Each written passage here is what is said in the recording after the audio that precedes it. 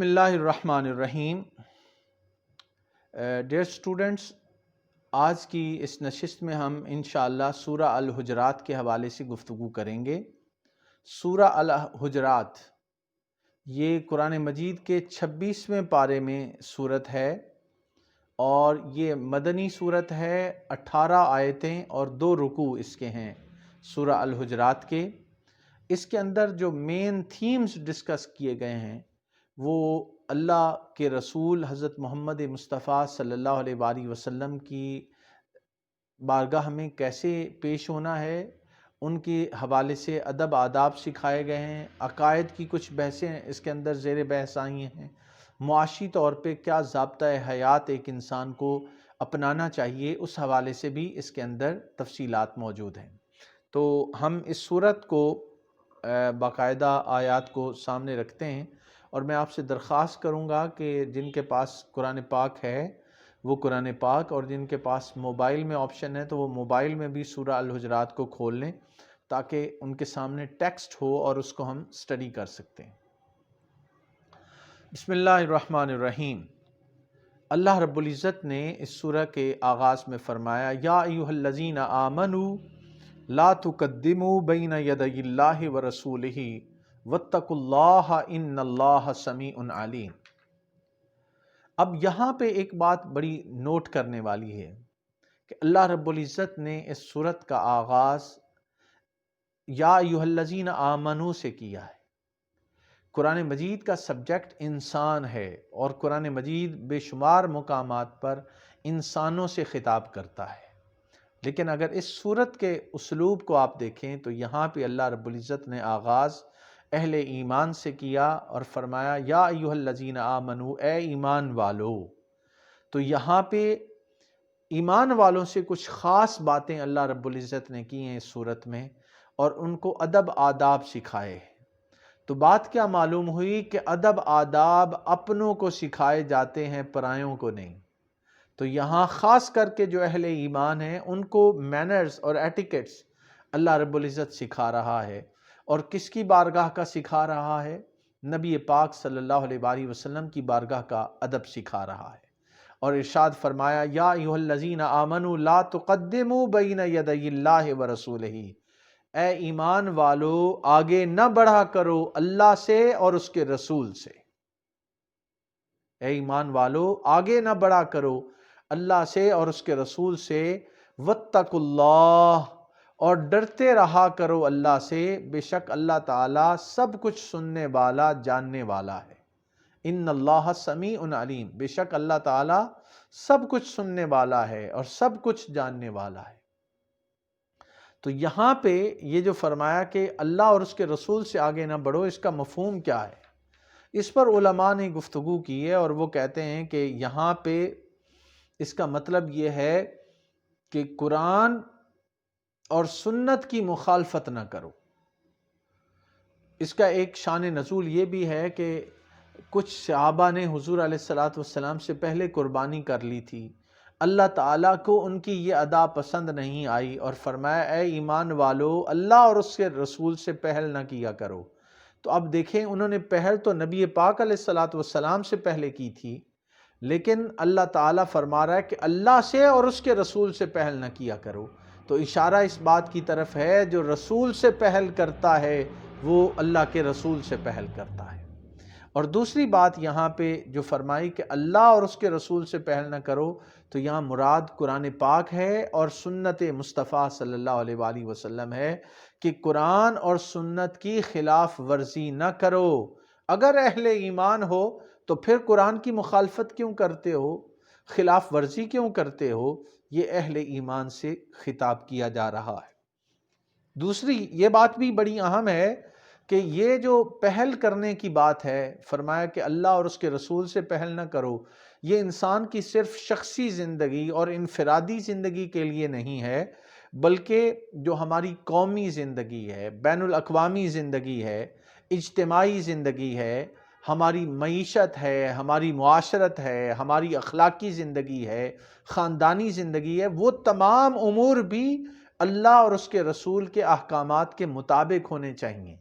ان معاملات میں بھی ہمیں گائیڈنس قرآن سے لینی چاہیے اور اللہ کے رسول صلی اللہ علیہ وآلہ وسلم سے لینی چاہیے۔ یہ بڑا واضح فرمان ہے اور اس کو صرف ایک شخص کی پرسنل لائف تک محدود نہیں کیا جا سکتا۔ وہ ہماری معیشت ہو، وہ ہماری معاشرت ہو، وہ ہماری سیاست ہو، وہ ہمارے اخلاق ہوں، وہ ہمارا کردار ہو، وہ ہماری شخصی زندگی ہو، زندگی کا کوئی پہلو بھی ہو، اس حوالے سے رہنمائی ہمیں قرآن اور سنت سے لینا ہوگی۔ یہ وہ بنیادی بات ہے جو یہاں پہ سورہ الحجرات میں اللہ رب العزت فرما رہا ہے۔ آگے ارشاد ہوتا ہے یا ایھا الذین آمنوا لا ترفعوا اصواتکم فوق صوت النبی ولا تجہروا لہ بالقول کجہر بعضکم لبعض ان تحبط اعمالکم وانتم لا تشعرون۔ اے ایمان والو، نہ بلند کیا کرو اپنی آوازوں کو نبی اکرم صلی اللہ علیہ وآلہ وسلم کی آواز سے، نبی اکرم صلی اللہ علیہ وآلہ وسلم کی آواز سے اپنی آوازوں کو بلند نہ کیا کرو۔ وَلَا تَجْهَرُوا لَهُ بِالْقَوْلِ كَجَهْرِ بَعْضِكُمْ لِبَعْضٍ، اور نہ زور سے آپ کے ساتھ بات کیا کرو جس طرح زور سے تم ایک دوسرے سے بات کرتے ہو، یعنی جس طرح اونچی اونچی آواز سے آپس میں بات کرتے ہو نبی پاک علیہ الصلوۃ والسلام سے اس طرح زور سے بات نہ کیا کرو۔ اگر ایسا کر بیٹھے ان تحبط اعمالکم وانتم لا تشعرون، تمہارے اس کے نتیجے میں کیا ہوگا؟ تمہارے اعمال ضائع ہو جائیں گے اور تمہیں اس چیز کا شعور تک بھی نہ ہوگا، تمہیں خبر تک بھی نہیں ہوگی اور تمہارے اعمال ضائع ہو جائیں گے۔ تو یہ بات بڑی واضح ہے کہ انسان کو بہت کیئرفل ہونا پڑے گا جب نبی پاک علیہ الصلوۃ والسلام کی بارگاہ کی بات ہو۔ تو یہ ادب سکھایا جا رہا ہے، اور جب صحابہ کرام علیہم الرضوان نے یہ آیہ کریمہ سنی تو وہ اور زیادہ محتاط ہو گئے حضور علیہ الصلوۃ والسلام سے بات کرنے میں، اور خود سیدنا صدیق اکبر اور حضرت عمر فاروق رضی اللہ تعالیٰ عنہ نے اپنی آواز کو پست کر لیا وہ جب بھی حضور علیہ الصلوۃ والسلام سے کلام کرتے۔ آگے ارشاد ہوا ان الذین یغضون اصواتهم عند رسول اللہ اولئک الذین امتحن اللہ قلوبهم للتقوی لہم مغفرۃ واجر عظیم، کہ بے شک جو پست رکھتے ہیں اپنی آوازوں کو اللہ کے رسول کے سامنے، یعنی جو اپنی آوازوں کو نیچے رکھتے ہیں نبی پاک علیہ الصلوۃ والسلام کے سامنے، یہی وہ لوگ ہیں جن کو اللہ تعالیٰ نے تقوی کے لیے جن کے دلوں کا انتخاب کر لیا ہے۔ اللہ تعالیٰ نے ان کے دلوں کو تقوی کے لیے چن لیا ہے، انہی کے لیے بخشش ہے اور انہی کے لیے اجر عظیم ہے، انہی کے لیے بخشش اور اجر عظیم ہے جنہوں نے اپنی آوازوں کو نبی کی آواز سے پست کر لیا۔ اب یہاں پہ بڑا ایک اہم نقطہ ہے، وہ نقطہ یہ ہے کہ وہ اللہ کی ذات جو نبی پاک علیہ الصلوۃ والسلام کی آواز کی برابری برداشت نہیں کرتا، وہ ذات کی برابری کیسے برداشت کرے گا؟ تو یہ پہلو ذرا سوچنے والا ہے، اس پہ ذرا ہمیں غور و خوض کرنا ہے کہ ہم کیسے اپنے آپ کو بہتر بنا سکتے ہیں اور اپنے دلوں کو تقوی کا مرکز و محور کیسے بنا سکتے ہیں۔ آگے ارشاد ہوا ان الذین ینادونک من وراء الحجرات اکثرهم لا یعقلون۔ اب یہ الفاظ غور کیجئے گا، بے شک جو لوگ پکارتے ہیں آپ کو حجروں کے باہر سے، ان میں سے اکثر ناسمجھ ہیں۔ واقعہ کیا ہے کہ کچھ لوگ حضور علیہ الصلوۃ والسلام کی بارگاہ میں آئے، اور جب وہ وہاں پہ پہنچے ملاقات کرنے کے لیے آئے تو انہوں نے صبر نہیں کیا، بلکہ حضور علیہ السلام کے حجروں کے، آپ کے گھر کے باہر کھڑے ہو کر آپ کو آواز دینے لگے۔ اللہ تعالیٰ کو یہ بات پسند نہیں آئی اور فرمایا کہ وہ ناسمجھ ہیں کہ حضور علیہ الصلوۃ والسلام جب اپنے گھر میں آرام فرمائے وہ ان کو آواز دیتے ہیں اور بلاتے ہیں۔ وَلَوْ أَنَّهُمْ صَبَرُوا حَتَّى تَخْرُجَ إِلَيْهِمْ لَكَانَ خَيْرًا لَهُمْ وَاللَّهُ غَفُورٌ رَحِيمٌ۔ اگر وہ صبر کرتے یہاں تک کہ آپ خود باہر تشریف لاتے ان کے پاس، تو یہ ان کے لیے زیادہ بہتر ہوتا کہ وہ آ گئے تھے، آرام سے بیٹھ جاتے اور حضور علیہ الصلوۃ والسلام ان کے سامنے اس چیز کو رکھتے، تو یہ ان کے لیے زیادہ بہتر تھا۔ واللہ غفور الرحیم، بے شک اللہ تعالیٰ غفور اور رحیم ہے۔ یعنی بخشنے والا ہے اور رحم فرمانے والا ہے۔ اب یہ جو فرمایا کہ بخشنے والا اور رحم فرمانے والا ہے، اس میں اس بات کی طرف اشارہ ہے کہ اگر کسی سے خطا غلطی ہو گئی ہے وہ معافی مانگے اور آئندہ اس چیز کو ریپیٹ نہ کرے۔ پھر ارشاد ہوا یا ایھا الذین آمنوا ان جاءکم فاسق بنبأ فتبینوا ان تصیبوا قوما بجہالۃ فتصبحوا علی ما فعلتم نادمین۔ اب یہاں بڑی اہم بات کہی گئی کہ اے ایمان والو، اگر تمہارے پاس کوئی فاسق خبر لے آئے تو خوب اس کی تحقیق کر لیا کرو۔ یعنی کسی نے آپ کے پاس کوئی خبر پہنچا دی تو ایسے ہی اس کو آگے بیان نہ کر دیا کرو، بلکہ تحقیق کر لیا کرو کہ یہ خبر سچی ہے یا جھوٹی ہے۔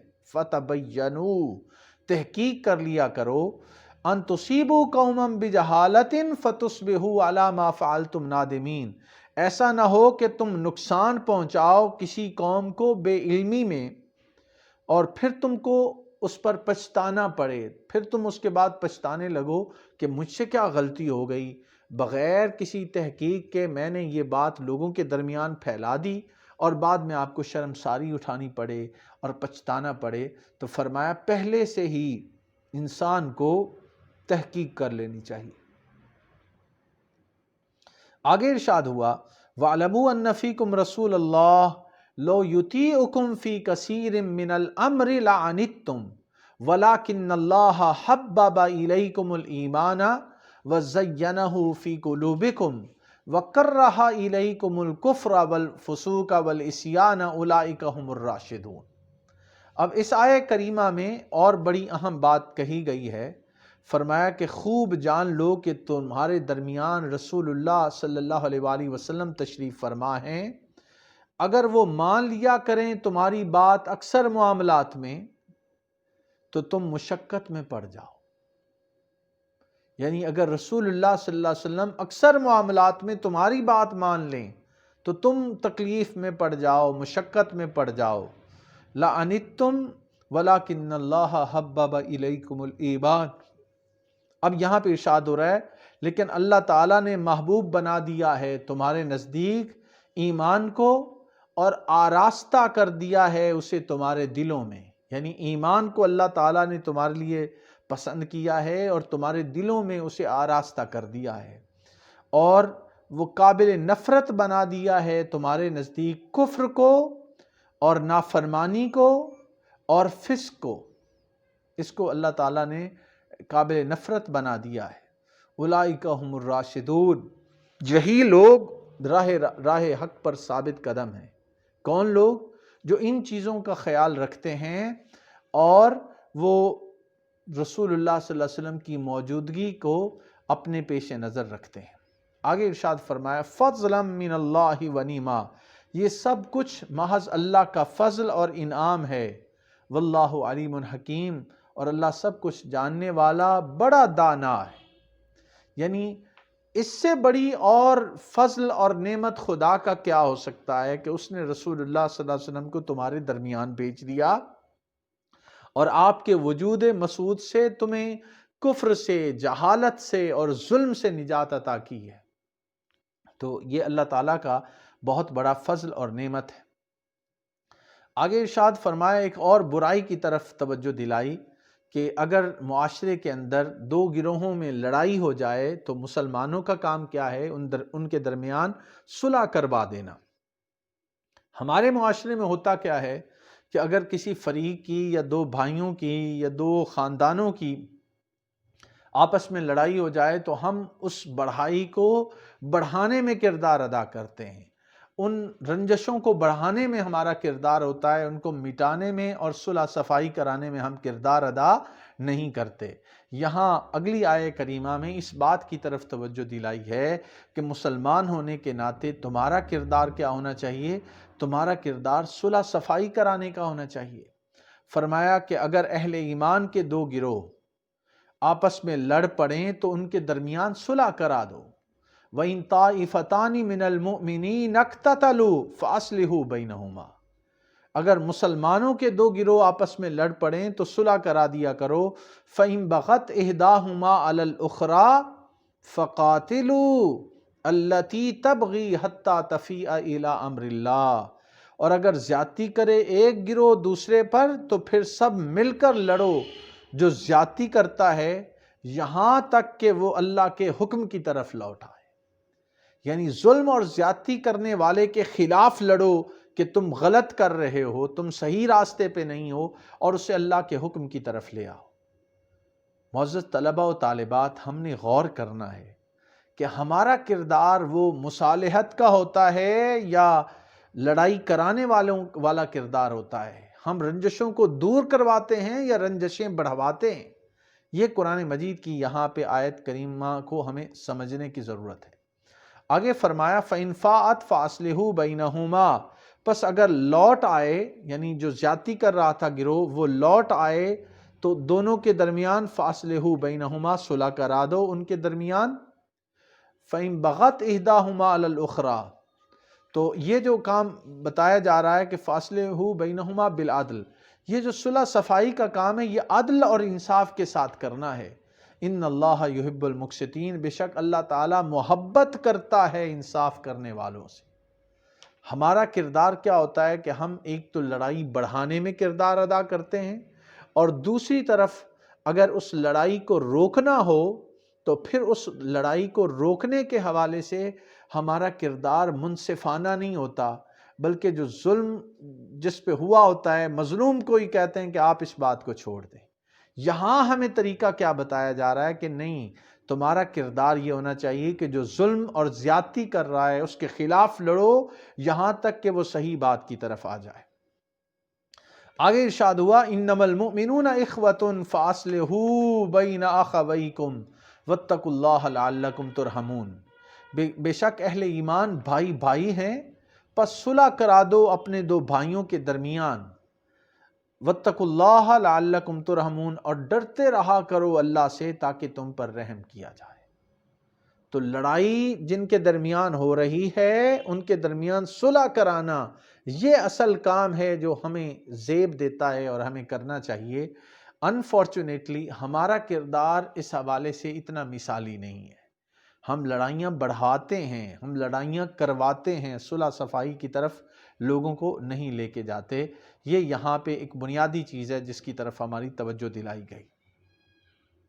اگلی آیت کریمہ جو کہ 11ویں آیت ہے، اس کے اندر بھی ایک اور ہمارے معاشرے کی برائی کی طرف توجہ دلائی گئی ہے، وہ ہے ایک دوسرے کا مذاق اڑانا، دوسرے کو اپنے سے حقیر جاننا، اپنے آپ کو دوسرے سے سپیریئر جاننا، اور دوسروں کا ٹھٹھا اور مذاق اڑانا، بھلے وہ مرد ہوں یا عورتیں ہوں، یہ دونوں طرف یہ برائی پائی جاتی ہے۔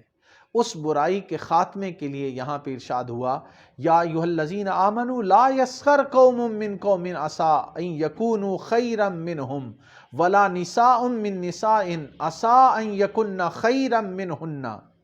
ارشاد ہو رہا ہے کہ اے ایمان والو، ایک دوسرے کا مذاق نہ اڑایا کرو، مردوں کی ایک جماعت دوسرے مردوں کا، شاید مذاق اڑانے والے سے بہتر ہوں وہ لوگ جن کا مذاق اڑایا جا رہا ہے، اور اسی طرح عورتیں ایک دوسرے کا مذاق نہ اڑائیں۔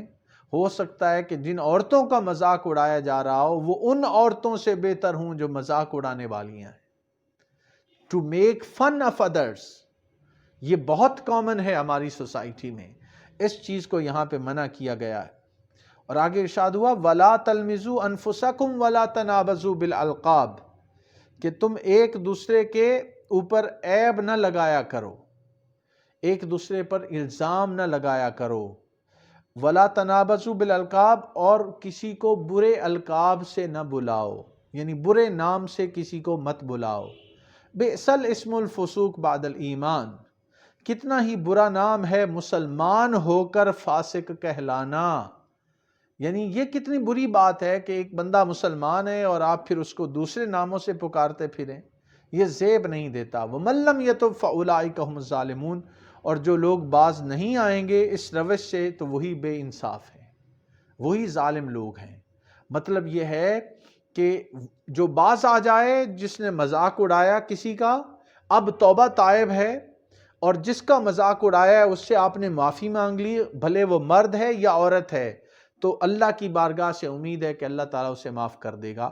لیکن جو اتراتا ہے، جو اس کام سے باز نہیں آتا، اس کی سرشت میں شامل ہے، اس چیز کو کہا جا رہا ہے کہ جو توبہ نہیں کرتا وہ ظالم ہے، وہ بے انصاف ہے، یہ زیب نہیں دیتا. آگے ایک اور ہمارے معاشرے کی برائی کی طرف اللہ رب العزت نے ہماری توجہ دلائی ہے، اور وہ ہے بد زنی، بد گمانی. ایک دوسرے کے بارے میں سوء ظن رکھنا، پہلے سے رکھنا کہ یہ تو میرا مخالف ہے، یہ میرے اگینسٹ بات کرے گا. اس چیز کے اجتناب سے یہاں پہ بات کی گئی ہے کہ اس سے بھی اجتناب کیا جائے. ارشاد ہوتا ہے یا ایھا الذین آمنوا اجتنبوا کثیرا من الظن ان بعد الظن اسم ولا تجسسوا ولا یغتب بعضکم بعضا ایحب احدکم ان یأکل لحم اخیہ میتا فکرہتموہ واتقوا اللہ ان اللہ تواب الرحیم. اب یہاں پہ ارشاد ہو رہا ہے کہ اے ایمان والو، دور رہا کرو بکثرت بدگمانیوں سے، یعنی بدگمانی سے بچتے رہا کرو. اس چیز کی طرف اشارہ ہے. بلا شبہ بدگمانیاں گناہ ہیں، اور نہ جاسوسی کیا کرو، اور ایک دوسرے کی غیبت بھی نہ کیا کرو. کیا پسند کرتا ہے تم میں سے کوئی شخص کہ وہ اپنے مردہ بھائی کا گوشت کھائے؟ تم اسے مکروہ سمجھتے ہو. بس ڈرتے رہو اللہ سے، بے شک اللہ تعالیٰ بہت توبہ قبول کرنے والا ہے اور ہمیشہ رحم فرمانے والا ہے. یہ ہمارے معاشرے کی وہ برائیاں ہیں جن کی طرف یہاں پہ توجہ دلائی گئی ہے کہ ہم اس پہ غور و خوض کریں.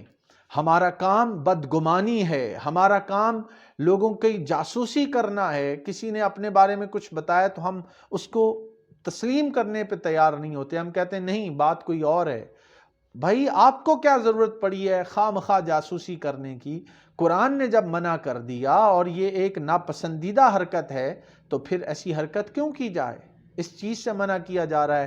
جاسوسی کرنا، ٹو میں لگے رہنا، کسی کا عیب تلاش کرنا، کسی کا عیب تلاش کرنا، کسی کی جاسوسی کرنا، کسی کے ان حالات کو جاننے کی کوشش کرنا جو وہ نہیں بتانا چاہتا، اس چیز کو شریعت نے منع فرمایا ہے، اور قرآن نے اس سے منع فرمایا ہے سورہ حجرات میں. اور اگلی بات وہ ہے غیبت کرنا. غیبت ہر مجلس میں کسی نہ کسی صورت میں غیبت ہو رہی ہوتی. غیبت یہ ہے کہ کسی کے اندر کوئی نقص، کوئی کمی، کوئی عیب، کوئی خرابی پائی جاتی ہے، اور اس کی عدم موجودگی میں، جب وہ وہاں پہ موجود نہیں ہوتا، آپ اس کو بیان کرتے ہیں تو یہ غیبت ہے. یعنی اس شخص کی موجودگی میں آپ وہ بات نہیں کرتے کیونکہ اس کو بری لگے گی. تو جب اس کی عدم موجودگی میں، غیر حاضری میں آپ وہ بات کرتے ہیں تو یہ غیبت کہلاتی ہے. اور حضور علیہ السلام سے صحابہ نے پوچھا یا رسول اللہ، کسی میں کوئی خرابی پائی جاتی ہے، اس کا ذکر کرنا غیبت ہے؟ فرمایا ہاں، یہی تو غیبت ہے. اور اگر کسی شخص میں کوئی خرابی نہیں پائی جاتی اور اس کی طرف آپ اس خرابی کو منسوب کرتے ہیں تو یہ بہتان ہے، اور بہتان غیبت سے بھی بڑھ کے بڑا گناہ ہے. تو اس پہلو کے حوالے سے ہمیں اپنی زندگیوں کا جائزہ لینا ہے کہ کہیں غیبت کے کام میں ہم تو ملوث نہیں ہیں. یہ معاشرے کی تباہی کا ایک بہت بڑا ذریعہ ہے، اور ہمارے معاشرے میں کثرت کے ساتھ یہ برائی پائی جاتی ہے. اب آگے جہاں پہ بھی دیکھیے الفاظ پہ غور کیجئے گا. آخری جو الفاظ آئے ہیں غیبت کے بیان کے بعد، وہ الفاظ کیا ہیں کہ ان اللہ تواب الرحیم، بے شک اللہ تعالیٰ بہت زیادہ توبہ قبول کرنے والا اور بہت رحم فرمانے والا ہے. تو اب یہ اس بات کا تقاضا کرتا ہے کہ جو غلطی ہو گئی، what is done cannot be undone but in future you have to avoid it. تو یہ فیوچر میں ہم سچے دل سے جب توبہ کریں اور بدگمانیوں سے، غیبت سے، جاسوسی کرنے سے، دوسروں کے عیبوں کو جاننے کی کوشش میں اور ٹو میں لگے رہنے سے اگر ہم اپنے آپ کو بچا لیں، سچے دل سے توبہ کریں، تو اللہ کی بارگاہ میں امید ہے کہ ہمیں اس سے معافی مل جائے اور آگے ہم اپنی زندگی کو بہتر بنا دیں. لیکن ساتھ یہ بات بھی ہے کہ اگر آپ سے یہ خطا ہو گئی ہے تو آپ اس سے معافی مانگ لیں کہ مجھ سے ایسی خطا ہوئی ہے، میں آپ سے معافی کا خواستگار ہوں، میں آپ سے معافی مانگتا ہوں یا مانگتی ہوں، لیکن آئندہ آنے والے دنوں میں اس حرکت کو ریپیٹ نہیں کروں گا۔ تو وہ اگر بڑے دل والا، وسعت ظرف والا شخص ہوا یا ہوئی تو آپ کو معاف کر دے گا، پھر اللہ کی بارگاہ میں اور لوگوں کی نظر میں بھی آپ کو کامیابی اور سرخ روئی مل جائے گی۔ آگے ایک اور مسئلے کی طرف توجہ دلائی ہے قرآن مجید نے، فرمایا کہ یا ایھا الناس انا خلقناکم من ذکر و انثی وجعلناکم شعوبا وقبائل لتعارفوا ان اکرمکم عند اللہ اتقاکم۔ اے لوگو، ہم نے تمہیں پیدا کیا ہے ایک مرد اور ایک عورت سے، اور بنا دیا ہے تمہیں مختلف قومیں اور مختلف خاندان، شعوباً و قبائل، مختلف قومیں اور خاندان، تاکہ تم ایک دوسرے کو پہچان سکو۔ تو یہ مختلف قبیلے، خاندان پہچان کے لیے ہیں، یہ اپنے آپ کو سپیریئر سمجھنے کے لیے نہیں ہیں۔ تم سب ایک مرد اور ایک عورت کی اولاد ہو، اس چیز کی طرف یہاں پہ اشارہ ہے۔ آدم اور حوا کی اولاد ہو تو ایک ماں باپ کی جو اولاد ہے ان کو ایک دوسرے پر سپیریورٹی کیسے حاصل ہو گئی؟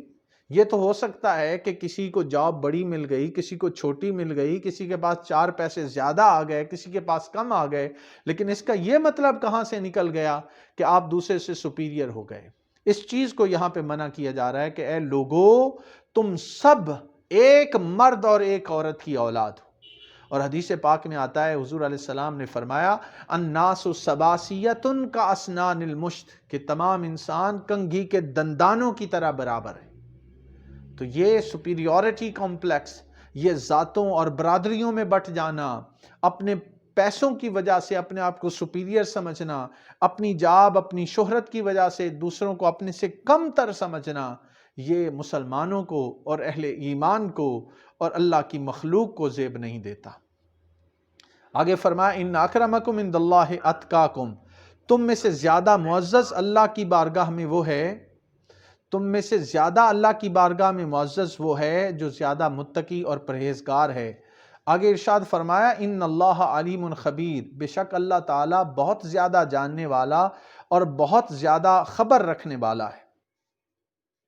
اب یہ جو آیہ کریمہ ہے اس سورت کی، یہ ختم ہونا چاہ رہی ہے، میں اس کو تھوڑا سا جلدی سے آپ کو گزار دیتا ہوں۔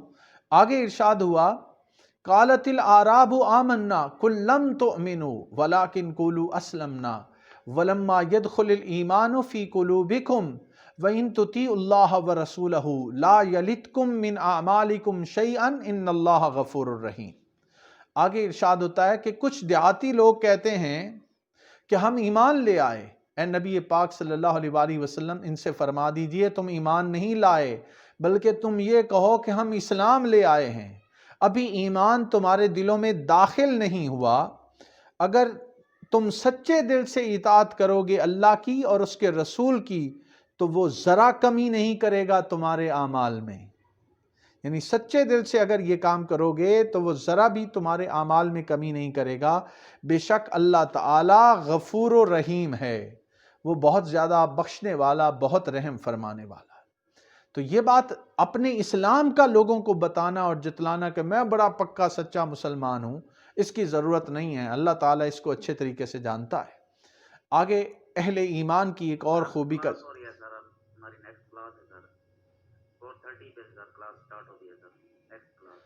بس میں 2-4 منٹ میں اپنی گفتگو ختم کر رہا ہوں، پھر آپ کلاس کو لے لیجئے، بس 2-3 منٹ میں ایک دو آیے کریمہ رہ گئی ہیں۔ فرمایا انما المؤمنون الذین آمنوا باللہ ورسولہ ثم لم یرتابوا وجاہدوا باموالہم وانفسہم فی سبیل اللہ اولئک ھم الصادقون، کہ کامل ایمان والے کون لوگ ہیں جو اللہ پر اور اس کے رسول پر ایمان لے آئیں، پھر وہ شک میں نہ پڑیں اور جہاد کرتے رہیں اپنے مال سے، اپنی جان سے اللہ کی بارگاہ میں، یہی لوگ سچے ہیں۔ یعنی ایمان لانے کے بعد وہ اس میں شک میں نہ پڑیں۔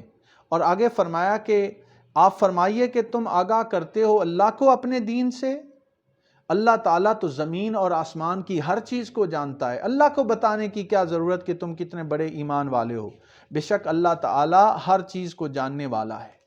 اور پھر آگے ارشاد فرمایا یمنون علیک ان اسلموا، اور وہ احسان جتلاتے ہیں آپ پر کہ وہ اسلام لے آئے، رسول پاک صلی اللہ علیہ وسلم سے کہا جا رہا ہے، فرمائیے کہ مجھ پر اپنا احسان مت جتلاؤ اپنے اسلام کا، بلکہ اللہ نے احسان فرمایا ہے تم پر کہ اس نے تمہیں ایمان کی ہدایت بخشی اگر تم اپنے دعوی ایمان میں سچے ہو۔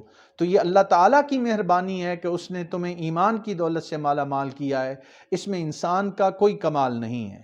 آگے ارشاد فرمایا بے شک اللہ تعالیٰ ان اللہ یعلم غیب السماوات والارض واللہ بصیر بما تعملون، یہ آخری آیت ہے کہ اللہ تعالیٰ آسمانوں اور زمینوں کے سب بھیدوں کو جانتا ہے، اللہ تعالیٰ خوب دیکھ رہا ہے جو تم کر رہے ہو۔